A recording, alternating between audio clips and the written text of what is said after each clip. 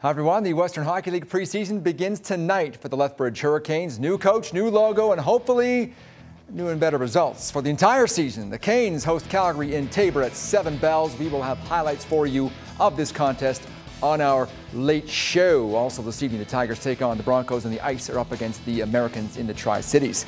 It's a new era in the history of the Calgary Flames. They've hired one of the biggest names in the sport to join their hockey operations staff. Glenn Campbell reports. When the Calgary Flames first approached Brian Burke about the job of president of hockey operations, he wasn't so sure.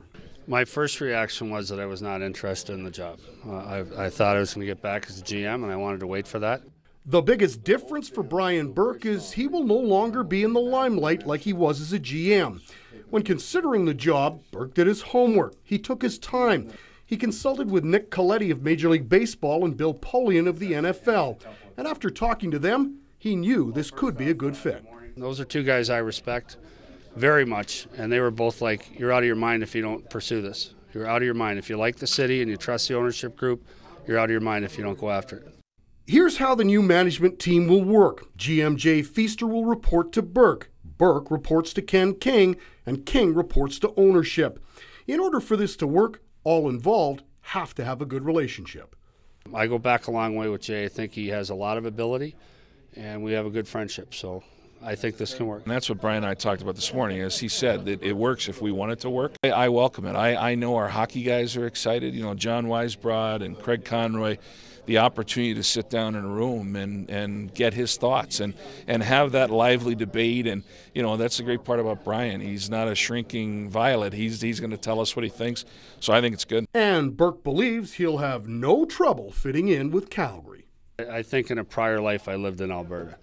You know, people speak plainly here. They respect honesty. They work hard. These are all things that are core values for me. And so I worry less about fitting in Calgary than I am anywhere I've ever worked anywhere else, because I respect how people do things here. I like him. He should be a welcome addition.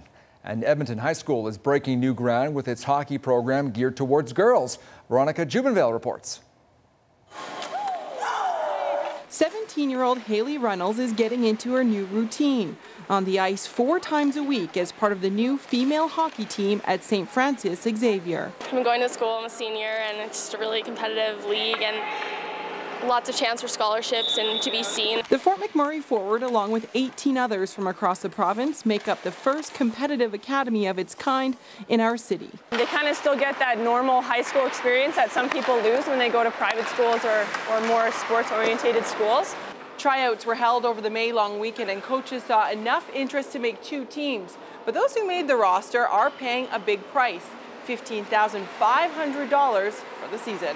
The price tag about half of a similar sports academy in Calgary, all because the Edmonton Catholic School District helps fund the team, meaning players don't pay tuition. There's a few really good drives to push the D back. SFX will travel once a month to destinations in North America, upping their exposure to post-secondary scouts. The Toronto area carries massive tournaments multiple times a year, and schools and teams can scout that at a less of a cost to their program. So our objective is to get them out there. Grade 10 student Danielle Cox is eager to battle other girls that play this caliber of hockey. I was playing boys last year, so it was kind of hard moving up to midget. It's like the guys get really big and strong, and I'm not like as physically built as guys are, so it was a really good opportunity.